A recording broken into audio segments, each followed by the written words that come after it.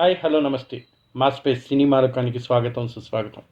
ఈరోజు మరో చక్కని చిత్రంతో మీ ముందుకి మీ సినిమా లోకం రివ్యూస్. ముందుగా మా ప్రేక్షకులందరికీ కూడా నూతన ఆంగ్ల సంవత్సర శుభాకాంక్షలు. అలాగే ఇప్పుడు మనం మాట్లాడుకోబోతున్న చిత్రం సైక్ సిద్ధార్థ్.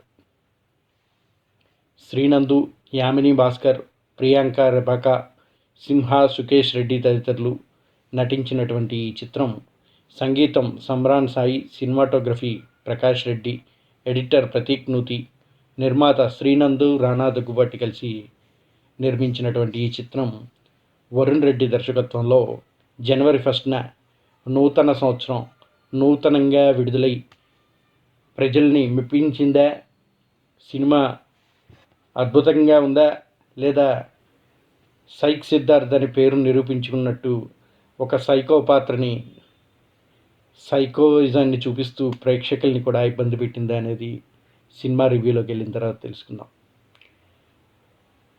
అలాగే మా ఈ వీడియోస్ చూస్తున్నటువంటి వీక్షకులందరూ కూడా మా రివ్యూ నచ్చినట్టయితే మర్చిపోకుండా ఒక లైక్ చేయండి. అలాగే ఇప్పటివరకు సబ్స్క్రైబ్ చేసుకున్న వాళ్ళు ఎవరైనా ఉండుంటే దయచేసి సబ్స్క్రైబ్ చేయండి. మీ మిత్రులకు కూడా మా రివ్యూస్ ఏ విధంగా ఉన్నాయని తెలియచేయాలనుకుంటే షేర్ చేయండి. Please don't forget to like, share and subscribe our channel. ఇక సినిమా విషయానికి వస్తే, పరిమిత వ్యయంతో రూపొందించిన సినిమాలు విడుదల కొత్త ఏడాదిని ప్రారంభించింది మన టాలీవుడ్ బాక్స్ ఆఫీస్. అందులో 2 సినిమాలు యువనటుడు శ్రీనందు నటించినవే కావటం మరో విశేషం. ఒక సినిమా స్వయంగా నిర్మించి నటిస్తే, ఒక సినిమాలో హీరోగా ఉంటే, ఒక సినిమాలో విలన్గా 2 సినిమాలని ఒకే రోజు విడుదల చేసినటువంటి మన నందుకి ఈ సంవత్సరం మరి ఎటువంటి విజయాన్ని తెచ్చిపెట్టింది, ఇది ప్రేక్షకులు ఆయన నటనకి మెచ్చి మంచి మార్కులు వేశారా లేదా అనేది ఇప్పుడు చూసుకుందాం. సైక్ సిద్ధార్థ్లో కథానాయకుడు కాగా, వనవీరలో ప్రతినాయకుడిగా సురేష్ ప్రొడక్షన్ సంస్థ విడుదల చేయడంతో సైక్ సిద్ధార్థ్కి ప్రేక్షకులకు ప్రత్యేకమైన ఆసక్తి రేకెత్తించాడు నందు. అందుకు తగ్గట్టుగానే సినిమా ఉందా, ఈ సిద్ధార్థ్ ఎలా ఉన్నాడు అనేది చూసుకుందాం.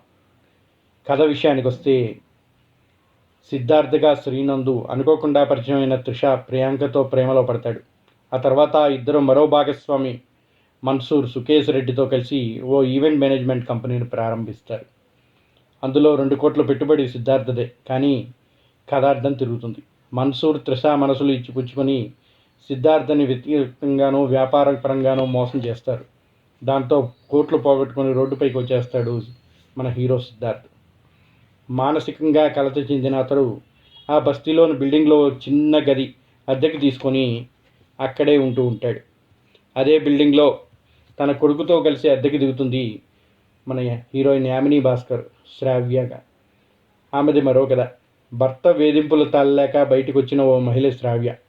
మరి సిద్ధార్థ ఎలా దగ్గరైంది, శ్రావ్య కలిశాక సిద్ధార్థ జీవితంలో చోటు చేసుకున్న మార్పు ఎలాంటిది అనేది విషయానికి తెరపై చూడాలి. అర్జున్ రెడ్డి ఛాయలతో కనిపిస్తున్నటువంటి ఈ సినిమా ఏ విధంగా ఉంది అనేది ఇప్పుడు చూద్దాం. కొత్త కథలంటూ ఏమీ ఉండవు, కొత్తగా చెప్పటమే ఉంటుంది అనే మాట సినీ జనాల్లో తరచూ నానుతూ ఉన్నటువంటి విషయం. ఆ మాటలని నవతరం దర్శకులు ఎలా అర్థం చేసుకుంటున్నారో కానీ మాకు కథ కూడా పెద్దగా అవసరం లేదు, అరాకొరగానే సృష్టిస్తూ పూర్తి కథనంతో మేనేజ్ చేస్తాం, మా స్క్రీన్ ప్లే డైరెక్షన్ తోటే మాయ చేస్తాం అంటూ ఉన్నారు నేటి దర్శకులు. వాళ్ళ ప్రయత్నం ఏ విధంగా ఉందనేది చూద్దాం.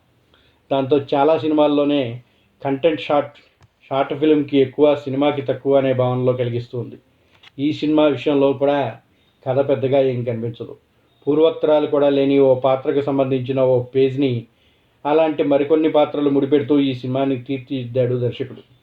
హృదయం ముక్కలైపోయిన ఓ యువకుడితో ఆవేశం ఎలా ఉంటుందో, చుట్టూ మనుషుల్ని ఎలా చూస్తాడో, వాళ్లలో ఎలా ప్రవర్తిస్తాడు అనేది సిద్ధార్థ పాత్ర ఆవిష్కరిస్తూ సన్నివేశాలను తీర్చిదిద్దిన వైనం ప్రేక్షకులను నవ్విస్తూ ఉంటుంది.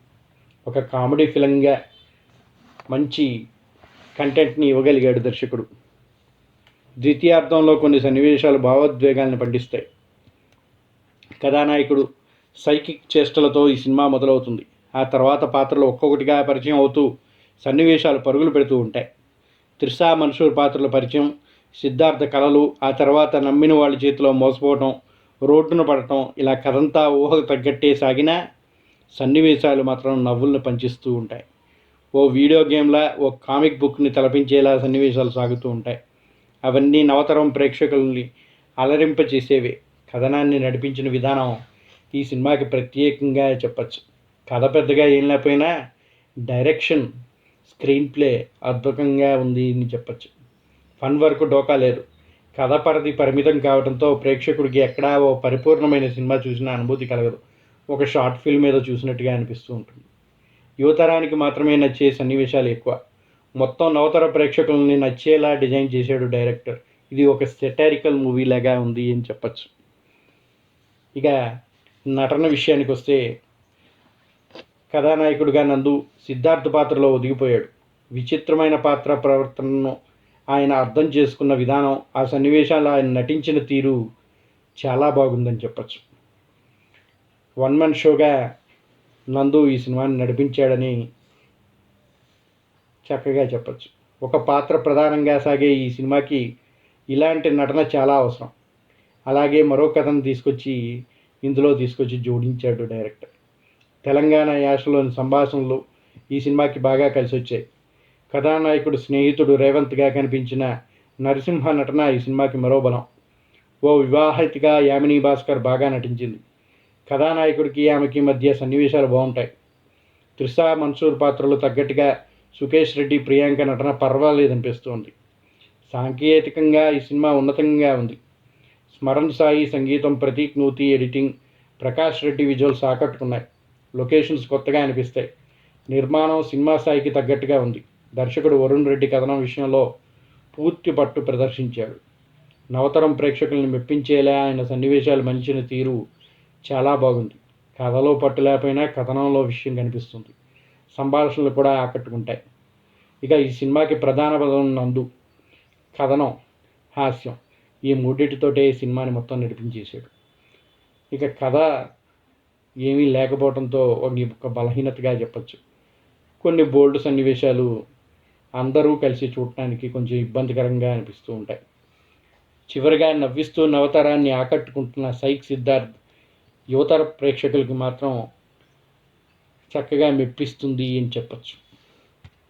ఇక ఈ సినిమా విషయానికి వస్తే డిసెంబర్ 12నే విడుదల కావాల్సిన ఈ చిత్రం ప్రచారంతో కాస్త దృష్టిని ఆకర్షించింది. మొదటిగా విడుదలైన పాట ఆసక్తి రేకించింది.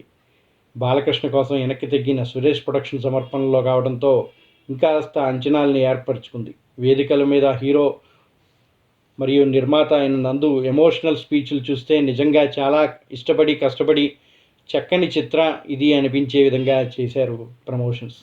దాదాపు 3 వారాలు వాయిదా పడి నేడు న్యూ ఇయర్ స్పెషల్గా విడుదలైంది. ఇంతకీ ఈ విషయం ఏంటో చూద్దాం. నందు దెబ్బతిన్న యువకుడు, నమ్ముకున్న ప్రేమికురాలు మోసం చేసింది. నమ్మించి వ్యాపారంలో పెట్టుబడి పెట్టించుకొని ఒకడు నిలువునా ముంచేశాడు. సిద్ధార్థ్ పాయింట్ ఆఫ్ వ్యూలో వాళ్ళిద్దరూ సైకోలు. దాంతో అప్పులతో బతుకుతూ ఒక బస్తీ ప్రాంతంలో లో క్లాస్ గదిలో అట్టపెట్టెల మధ్యన దుర్భరంగా బతుకుతూ ఉంటాడు హీరో. చూసే వాళ్ళకి ఇతనో సైకోలా ఉంటాడు. ఇతనికి వాళ్ళు సైకోలాగా ఉంటే జనాలకి ఇతను సైకోలా కనిపిస్తూ ఉంటాడు. ఇతనికన్నా ఏకైక టాలెంట్ బొమ్మలేయటం. ఇక శ్రావ్య అనే ఒక పెళ్ళైన స్కూల్కి వెళ్ళే కొడుకున్న ఇల్లాలు భర్త సైకో. నిత్యం భార్యని చిత్రహింసలు పెట్టే సెక్స్ మ్యానియక్. అతని నుంచి తప్పించుకొని కొడుకుతో సహా ఇదే బస్తీలో సిద్ధార్థ్ ఉన్న అపార్ట్మెంట్లోనే కింద పోర్షన్లో దిగుతుంది. ఇంతకీ ఆమె డ్యాన్స్ టీచర్. సైకోల వల్ల దెబ్బతిన్న సిద్, శ్రావ్య ఒక్కటవుతారా లేదా అనేది కథ. ఇంతమంది సైకోలతో సైకోపాత్గా నడిపించినటువంటి ఈ సినిమా నిజంగా ఈ కథని పద్ధతిగా మనసుకు హత్తుకునేలా తీయచ్చు. కానీ ఎలా తీయకూడదని నిర్ణయించుకున్నాడో ఏమో డైరెక్టర్. సినిమా మొదలైన 10 నిమిషాలకే కథనం మాడిన వాసన వస్తుంది. తేడా కొడుతుంది. తెలుస్తూనే ఉంటుంది కథ ఎక్కడికో పోతుందని. అయినా ఏదో చిన్న ఆశ, ఎంతో కొంత విషయం లేకపోతే సురేష్ ప్రొడక్షన్ భుజానికి ఎత్తుకోదు కదా అని ఓపిక తెచ్చుకొని మరీ చూస్తూ ఉంటాడు ప్రేక్షకుడు. బూతు డైలాగులు, నగ్నంగా రోడ్డు మీద పరుగులు, ఇంటర్నేషనల్ బ్రాండ్స్ పేర్లు చెప్పుకుంటూ సెక్స్ చేసుకోవటాలు, సింబాలిక్గా కనిపించే వల్గర్ సన్నివేశాలు, యూత్ ఆడియన్స్ మెప్పించినప్పటికీ ఫ్యామిలీ ఆడియన్స్ కలిసి చూడటానికి కొంచెం ఇబ్బందికరంగా అనిపిస్తూ ఉంటుంది. సురేష్ ప్రొడక్షన్స్ కూడా ఇటువంటి సినిమాల్ని అందిస్తుందా అని ఒక అనుమానాన్ని క్రియేట్ చేస్తుంది. ఇందులో హ్యూమర్ చాలా ఉన్నప్పటికీ అంతా కూడా చీప్ కామెడీ లాగా అనిపిస్తూ ఉంటుంది. మన్సూర్ అనే క్యారెక్టర్ సిద్ధార్థ పాత్రతో ఉంటాడు. నిజానికి సినిమా మొత్తం ఇదే. అసలు భర్త వలన ఇబ్బందులు పడుతున్న ఒక స్త్రీ అలాంటి బస్తీలో చుట్టూ కామాంధులు కనపడే మొగాళ్ల మధ్య ఎలా బతుకుతుంది, పైగా అర్ధనగ్నంగా సైకోలా తిరిగేవాడుండే ఇంటి కింద ధైర్యంగా ఎలా ఉండగలుగుతుంది, ఇలాంటి వాడిని నమ్మిన కొడుకుని ఎలా అప్పచెబుతుంది? ఈ ప్రశ్నకు సమాధానం లాజిక్ అవసరం లేదు, కానీ కనీసం ఎమోషనల్గా ఆడియన్స్ మనసును తాకేలా కదా దానికి ఏదో ఒక చిన్న కారణం చూపితే బాగుండేది. ఆర్గానిక్గా యువకుల్ని ఆకట్టుకున్నప్పటికీ సినిమా అంత మ్యాటర్ లేదని చెప్పచ్చు. టెక్నికల్గా పాటలు బాగున్నాయి, లిరిక్స్ కొత్తగా ఉన్నాయి, వినటానికి ఇంపుగా అర్థవంతంగా ఈ జనరేషన్స్కి నప్పే విధంగా ఉన్నాయి. స్క్రీన్ ప్లే ఎడిటింగ్ కూడా షార్ప్గా ఉంది. 2 గంటల్లో పూర్తి చేశారు సినిమాని. నిర్మాత విలువల విషయానికి వస్తే కొంత పర్వాలేదనిపించినా కొంత దయనీయంగానే ఉన్నాయి. అసలు నటులే కాదేమో అనిపించే కొందరు చేత కూడా నటింపజేసి సినిమాని నాశనం చేశారని చెప్పాలి. చివరిగా చెప్పాలంటే ఈ చిత్రం టైటిల్ పాత్రలో ఒకటే కాదు, అందరూ సైకిక్ సమస్య ఉన్నవాళ్లే అనేలా ఉంటుంది. సినిమా అంతా ఒక ఎత్తు అయితే చివరిలో ఒక వ్యక్తి తెర మీదకి వచ్చి ఏంట్రా ఇంకా కూర్చున్నారు, ఇక్కడతో అయిపోతే మీకు నచ్చదా, మీకు హ్యాపీ ఎండింగ్ కావాలా, అయితే చూడండి దీన్ని 100 కోట్ల సినిమా చేయకపోతే బాగోదు ఇలాంటి స్టేట్మెంట్ ఏదో ఇచ్చి లాస్ట్ షాట్ చూపిస్తాడు. ఇది మేకర్స్ దృష్టిలో లైటర్ ఫన్ ఎండింగ్ అనిపించి ఉండొచ్చు, కానీ ఇది ఇప్పటివరకు భరించిన ప్రేక్షకులకి మరింత కారం చెల్లినట్టుగా ఉంది. సెటైరికల్గా చూపించినటువంటి ఈ సినిమా అర్జున్ రెడ్డిని దింపేసిందనే చెప్పాలి. కాకపోతే అది కొంచెం క్రియేటివ్గా ఉంటే ఇది కొంచెం అసహ్యంగా అనిపించింది అని మాత్రం చెప్పచ్చు. ఇక సినిమా విషయానికి వస్తే యూత్కి నచ్చినటువంటి ఒక కామెడీ హ్యూమర్ థ్రిల్లర్గా తీయాలని ప్రయత్నం చేసినప్పటికీ కామెడీ సినిమాగా మిగిలిపోయింది. ఇక మీ సినిమా లోకం ఈ సినిమాకి ఇస్తున్నటువంటి రేటింగ్ విషయానికి వస్తే 2/5గా సినిమా లోకం ఈ నందు సినిమాకి రేటింగ్ ఇస్తుంది. ఇక ప్రేక్షకులు మీరు సినిమాని చూసి నచ్చిందో లేదా అనేది మీరే డిసైడ్ చేసుకోండి. That's all for today. మరో సినిమాతో మళ్ళీ మీ ముందుకి. జై హింద్, జై భారత్.